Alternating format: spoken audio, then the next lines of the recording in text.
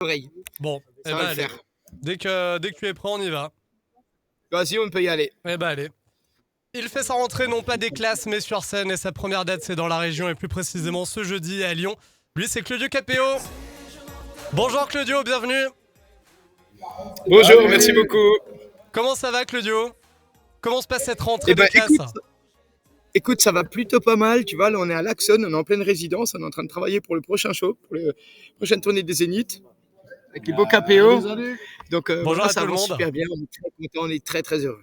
Est-ce que, alors là pour le coup c'est pas très radiophonique ce qu'on va faire, mais est-ce que tu peux nous montrer un petit peu là où tu répètes actuellement? Est-ce que tu peux tourner un petit peu la caméra pour montrer un petit peu les coulisses? Ouais, c'est de l'avant-première. T'es le premier à l'avoir vu, hein. Incroyable, incroyable. Allez, encore un petit tour. Yo. Bon bah voilà. Le mal de mer c'est offert par Claudio Capéo. Merci Claudio. Voilà. Question régionale, question locale, cette première date à Lyon, est-ce que c'est du hasard ou alors pas du tout? Parce que étant donné que ton premier clip, qui t'a plutôt réussi, a été tourné à Lyon, est-ce que c'était une volonté de démarrer aussi par Lyon ou je me trompe totalement? Non, tu te trompes. Après, tu sais, c'est une ville de cœur, c'est une ville qui représente beaucoup de choses pour nous. Parce que bien sûr, d'un homme debout, bien sûr, premier single, bien sûr, début d'une grande carrière, enfin, de cette ce renouveau. Donc, très, très content de pouvoir aller à Lyon, cette ville qu'on adore, qui est magnifique. Et puis surtout, c'est très, très bon public. Le KPO Tour 2023 arrive donc enfin avec ce passage à la Elton Garnier, c'est ce jeudi. Au Zénith de Saint-Étienne, ça sera pour le 17 novembre. À Clermont-Ferrand, le 1er décembre. C'est quoi l'état d'esprit d'un artiste avant de démarrer une tournée de Zénith comme ça? Oh, écoute, état d'esprit, je sais pas trop. En tout cas, on est plutôt serein. C'est sûr qu'on a vraiment la tête dans le guidon, que ça travaille énormément, qu'on lâche rien du tout. Mais il y a beaucoup d'excitation, il y a beaucoup de kiff, il y a beaucoup d'amour, il y a beaucoup de blabla. Hein. On tourne dans tous les sens, on essaye de faire en sorte que ce soit pour le mieux. Parce que comme d'hab, on n'a pas envie de décevoir, on a envie de s'amuser, on a envie de les amuser, on a envie de s'amuser tous ensemble. État d'esprit positif, on est Positif. cool, on est détente. Ça se prépare en combien de temps? On taffe, mais on est détente. Bah justement, ça se prépare en combien de temps une tournée comme ça? C'est combien de temps de travail? Oh bordel. Voilà. Une vie. Une vie. Ouais. Une vie. Ouais. Une vie. Bon, bah c'est ta réponse, ça nous va je te cache pas qu'elle est surprenante cette réponse, mais je l'avais dit, il n'y a pas de problème. Non, mais c'est énormément de temps. Et puis quand je dis une vie, c'est un peu con, mais c'est du moment où on commence l'instrument et on commence à jouer. Et puis ensuite, on fait des concerts et encore et encore. Et puis là, on arrive à vraiment à pouvoir mettre tout en avant et de pouvoir goûter, puis retenter, réessayer, et puis arranger, faire en sorte que ce soit toujours mieux, toujours mieux, toujours mieux. Donc tu vois, il faut quand même beaucoup, beaucoup de temps pour que ça se prépare. Après, si on regarde sur les papiers, là, une tournée comme ça se prépare à peu près 1 an, 2 ans. 1 an, 2 ans, c'est déjà pas mal. Si tu devais décrire l'expérience Claudio Capéo sur scène pour l'auditrice, l'auditeur de Radioscoop qui ne t'a encore jamais vu en concert, tu décrirais ça comment? Mais écoute, une bande de copains qui viennent, qui se prennent pas la tête, qui ont de belles chansons à leur jouer, qui ont envie de raconter des histoires, qui ont envie de leur sourire. On a envie de faire des hugs, on a envie de partager, on a envie de se faire du bien. On a envie de tout mettre de côté un petit peu et juste prendre plaisir pour éviter de se prendre trop la tête. Et voilà, c'est une petite partie de plaisir. C'est un petit peu, c'est une cour de récréation. C'est que pour être bien. L'album Rose des Vents est un succès, il est déjà disque de platine. Est-ce que c'est plus facile à appréhender une tournée comme ça quand l'album marche super fort, ou alors ça pour le coup tu y penses pas, t'es dans ta bulle et tu te concentres uniquement à la scène? Non, il n'y a pas trop de rapport avec tout ça, tu sais. Tout ce qu'on fait, c'est de la musique en fait. On n'est pas du tout dans ce genre de truc. On fait de la musique, que ça marche pas. On a toujours fait la même musique. On s'est jamais pris le chou qu'il y avait une personne ou 5000 dans une salle. On a toujours fait les mêmes concerts. C'est tout. Voilà, le plus important, c'est de faire vivre nos chansons, c'est de peser nos mots et de pouvoir raconter de belles histoires et puis pas se voiler la face et puis aller de l'avant tout simplement, tous ensemble. Je te posais surtout la question parce que j'ai vu, et pour le coup ça je le savais pas, que le succès dans un premier temps pour toi était assez difficile. Après le carton d'un homme debout, tu as fait une dépression. Et ça je le savais absolument pas. Ouais, parce que c'était compliqué, parce que c'était tout le temps sur la route, parce que j'ai pas pris de temps pour moi, parce que j'ai beaucoup travaillé, je me suis un petit peu paumé, quoi, tu sais, ça part très vite, et je me suis retrouvé plus du tout à la maison, j'ai pas vu mes enfants grandir, et puis ça m'a brisé le cœur, et puis au bout d'un moment, tu te demandes ce que tu deviens et qui tu es, tout simplement, donc il a fallu se reposer un petit peu à ce moment-là, tout simplement. Et aujourd'hui, ça va beaucoup mieux. Bah ça va beaucoup mieux, et ça se voit, ça s'entend. Comment on repart justement après ça, après cette période de doute, après cette période de moins bien? Qu'est-ce qui t'a remis sur le droit chemin entre guillemets? Regarde, ils sont juste là. C'est eux. C'est ta bande. C'est grâce à eux. C'est uniquement grâce à eux.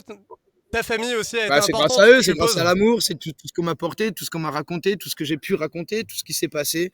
C'est voilà, c'est beaucoup d'amour, c'est beaucoup de partage et puis c'est surtout la volonté de pouvoir de vouloir continuer tout simplement.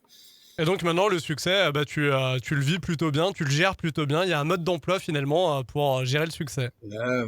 Ouais, je pense que tout simplement c'est de discuter, de parler puis d'être soi-même. Avant de parler du tout nouveau single qu'on a reçu vendredi ici à Radio Scoop, petit clin d'œil concernant le single qui tourne encore énormément sur l'antenne, celui-là. Avec le duo KPO, le single est présent sur les deux albums, sur ton album à toi, mais aussi sur l'album sur l'album de Slimane, pardon. Ça se faisait pas jusqu'à présent. Avant, c'était voilà le single de Slimane ou le Slimane de Claudio Capéo, et ça apparaissait pas forcément sur les deux albums. Comment ça se prépare ça? Est-ce que d'entrée de jeu, quand vous avez commencé à travailler le morceau, vous êtes dit bon bah voilà, ça va faire pour les deux albums, ou c'est venu petit à petit? Non, non, non, pas du tout, parce que d'entrée, quand on a fait le morceau, c'était juste pour faire de la musique. On fait pas du C'était- marketing, on fait pas de Vous la faites com, pas on de fait pas tout marketing, ça. ouais. On s'en bat les steaks un petit peu quand même, mais quand même. Mais du moment quand on est au studio, c'est surtout pour faire de la musique. Et puis en fait, c'est juste un rapport de circonstances. En fait, il sortait son album et je sortais le mien quasiment en même temps, tu vois. Donc du coup, on s'est dit, bon, on est con, c'est con, parce qu'on raconte une histoire, c'est nous dedans, on l'a écrit ensemble, on a tout fait ensemble. Donc on s'est dit, tu sais quoi, on va le mettre sur les deux, tout simplement, comme ça tout le monde peut en profiter, autant son public que le mien, et puis on pourra le faire vivre 2 fois plus, et puis les gens pourront le faire vivre 2 fois plus, et puis comme ça, voilà, il pourra réellement se balader, quoi. Et ça vous a porté bonheur puisque le single est un carton et vos deux albums, eh ben voilà, ça marche de partout et on en est très content. Sur ton album, il y a aussi ce single qu'on écoute sur Radio Scoop depuis vendredi. Ça s'appelle Les Petites Gens, un titre solidaire et surtout d'actualité. Si je te dis que ce single est fort et qu'il arrive dans un moment où l'actualité est quand même dramatique, où on a besoin d'entendre ce genre de tube, est-ce que ça te va ou pas? Bah ouais, ça me va complètement. Tu sais, c'est marrant parce que c'est un titre que j'ai commencé à composer, que j'ai commencé à écrire il y a à peu près 6 ans. J'ai jamais voulu le sortir parce que je le trouvais un petit peu trop dur, parce qu'il n'était pas forcément évident, parce que je parle de ces peuples, je parle des gens, je parle de mes parents, je parle de cette vie qui est pas forcément évidente. C'est les lève-tôt et les couches tard, et puis qui finissent pas leur mois, qui ont toujours des galères, et puis mais tout simplement de cette France et de ce peuple qui porte en fait quoi, qui porte les valeurs, qui porte la terre, qui porte le monde, qui porte les sourires et qui porte qui prêche le ensemble on sera mieux quoi, tout simplement. Et c'est vrai qu'aujourd'hui il prend un petit peu tout son sens quoi, tout ça prend son sens. Et finalement, est-ce que la chose la plus triste, c'est pas que ce single que tu as commencé à faire il y a 6 ans soit encore d'actualité en 2023, que finalement rien n'est vraiment avancé? C'est sûr que c'est un petit peu con. Après, j'ai envie de te dire que là, 6 ans en arrière, on y était déjà, mais c'est de pire en pire. Mais on va essayer de trouver le positif et puis on va se dire qu'on va s'en sortir et puis on va le faire ensemble, tout simplement. La musique peut et doit faire passer des messages aussi, et c'est marrant parce que la variété en 2023, mais ça marchait aussi en 2022, en 2021, on entend moins ce genre de messages. C'est une espèce de révolution. Moi, ça m'a fait du bien d'entendre ça. Un titre de variété qui est politique et qui apporte un vrai message, surtout en rapport avec l'actualité récente, ça fait du bien, mais ça se perd, non? Ça se perd, je sais pas trop. Tu sais, en fait, aujourd'hui, il y a peut-être cette peur aussi de l'ouvrir, parce que dès que tu l'ouvres un petit peu trop, tu te fais massacrer, quoi. Mais en fait, nous, c'est tout simplement ce qu'on prêche, c'est ce qu'on a dans la tête, c'est ce qu'on a dans le cœur, c'est ce qu'on a envie de dire. On ment à personne, et puis il y a rien de. Pour moi, c'est pas forcément politique, quoi. C'est vraiment un rapport avec les gens, avec le peuple, avec les humains, avec les cœurs, avec tout ce qui gravite autour de tout ça. C'est la force que chaque personne peut avoir. Après, tu sais. J'ai ce caractère qui fait que j'ai pas le choix. Quand j'ai quelque chose à dire, je le dis. Tu vois.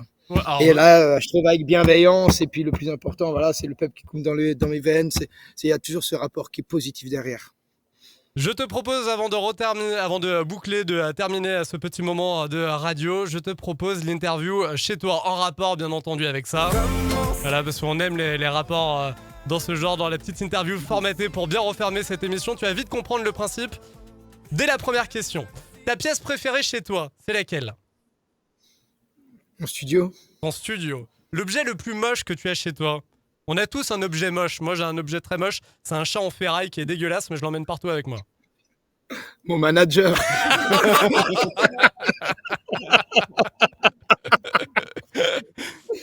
Ce que tu fais le plus chez toi? De la musique? La fête. La fête. Non. Non, ouais, non, de la musique, ouais. Ouais, non, je cuisine beaucoup aussi. Je fais beaucoup de la musique. Je tombe beaucoup du gazon. En fait, je suis beaucoup dans le jardin aussi. En fait, je fais beaucoup de choses. T'es Quand jardinier, j'y suis, parce que cuisinier, vu que j'y suis pas musicien. vu que j'y suis pas beaucoup quand je suis à la maison, je fais beaucoup de choses. Quand tu es en tournée, ça va être le cas à partir de ce jeudi avec cette première date à Lyon. Tu emmènes quoi de chez toi? Parce que c'est long les tournées. Mon accordéon. Ton Mon accordéon? Que ton accordéon? Ouais. Bah non, mon accordéon, mes chaussettes, mes slips, Non mes mais habits, d'accord, on mon veut pas non plus mon tous les brosse-à-dents, mon dentifrice et mes capéos. S'ils vivent un peu chez moi. Hein. Ce qui te manque chez toi quand tu es en tournée, qu'est-ce qui te manque de chez toi? Mis à part ton gazon Non, et ta mais cuisine, manifestement. la verdure, la montagne, la pelouse, l'air frais, les oiseaux qui chantent tous les matins. La célébrité que tu aimerais vraiment recevoir chez toi et que tu n'as pas encore reçue. Il y a quelqu'un comme ça qui te vient. Oh putain. Tu veux 20 minutes pour réfléchir peut-être? Non, je sais pas, je sais pas, j'ai pas ce genre de truc comme ça. Mais, je sais pas, j'irai pas dans la musique, mais plus peut-être dans l'automobile ou un truc comme ça. Je sais pas, Sébastien Loeb, par exemple. Sébastien Loeb, eh ben, l'invitation est lancée. Voilà.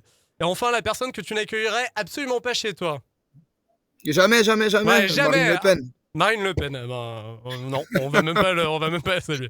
Merci beaucoup Claudio, c'était sympa de Avec partager plaisir. ce petit moment de radio Avec avec toi. plaisir. On vous rappelle, l'album Rose des Vents est toujours dispo et continue de cartonner. On en est très content ici à Radioscope. Et puis Claudio Capéo sur la route à partir de ce jeudi. Ça démarre par Lyon à la Eltony Garnier. Le 17 novembre au Zénith de Saint-Étienne. Le 1er décembre à Clermont au Zénith. Là aussi, merci beaucoup Claudio. C'était un plaisir pour nous. À très bientôt. Et des bisous à toute l'équipe. Ah bah il s'en va, il fait l'escalier.